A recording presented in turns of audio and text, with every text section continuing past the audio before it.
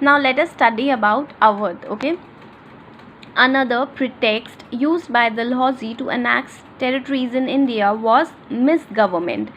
So another pretext is basically excuse. So another excuse for Dalhousie to forcefully take territories was misgovernment.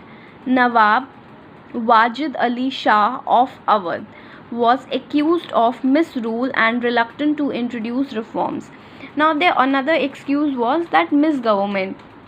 That means you are not ruling in a correct way, so we will teach you how to rule, and for that we will take your territories.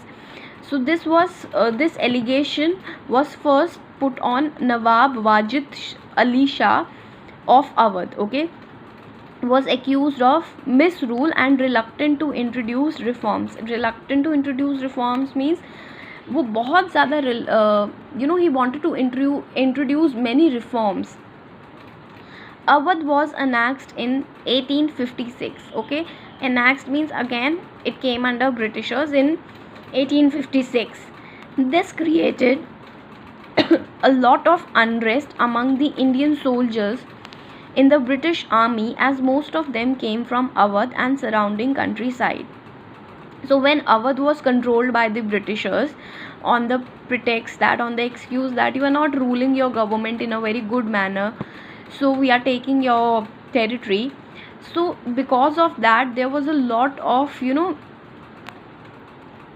uneasiness, or we can say the Indian soldiers actually did not like this, that Awadh was captured by the Britishers. Why? Because most of the soldiers who were serving in the Britishers army, they actually came from Awadh and all the surrounding countryside. So basically the Indian soldiers, they had a revolt against the Britishers. So this we will study in chapter 6, not in this chapter. Now let us study about the administration or the structure of administration by the Britishers. Once the British started annexing territories in India, they realized that they would have to enforce a proper system of administration to control the conquered region.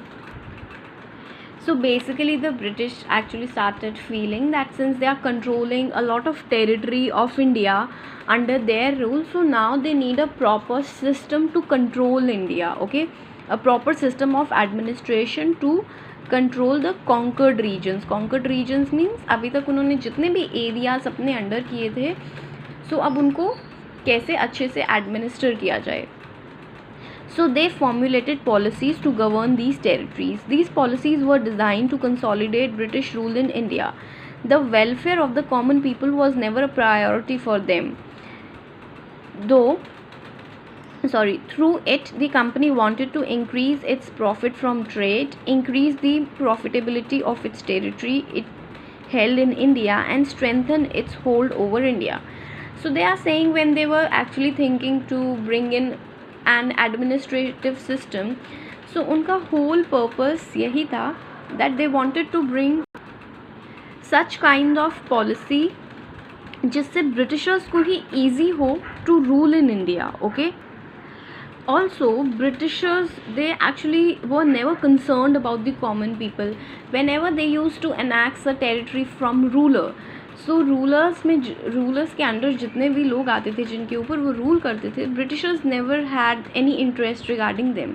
Okay, so only interest Britishers had was increase their trade, okay, capture more and more territories of India, and to actually form a very good hold over India, ताकि वो India को बहुत अच्छे से control कर सके and for a longer period of time. So for that, what kind of administration changes did Britishers brought? The Britishers developed the territories they held in India into provinces. Now what are provinces? All the territories which were under direct control of the Britishers were provinces. Remember the princely states and the provincial state. So the princely states were those states that were under the control of king, that is ruler, and the territories which were directly controlled by the Britishers were the provinces. 3 of these were Bengal, Bombay, now Mumbai, and Madras, now Chennai. So they are saying that Three very common or very strong provinces of the Britishers were Bengal, Bombay and Madras.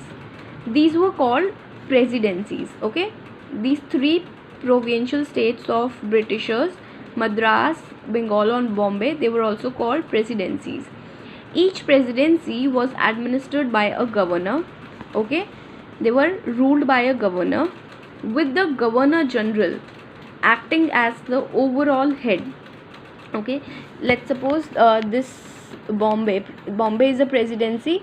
Okay, so it was ruled by governor, and over above it also there was a governor general who used to look after each and everything. The district was looked after by a collector. Okay, the smaller part of that area, you can say district, it was looked after by a collector. He supervised revenue collection and the overall administration of a district. So within district, who was controlling? The collector. And collector का function क्या होता था और task क्या होता था? He used to collect all the taxes from the district. The day-to-day administration was carried out by 4 agencies. Okay, daily administration कौन carry करते थे? Civil service, army, police and judiciary. The civil service for general administration. Okay, so who took care the general administration? Very basic, what the civil service. Now we had army at that time who used to protect the territories the British held in India. Okay, then there was police to maintain law and order and ensure peace, and then there was judiciary to dispense justice. All those things similar which are in present day system also.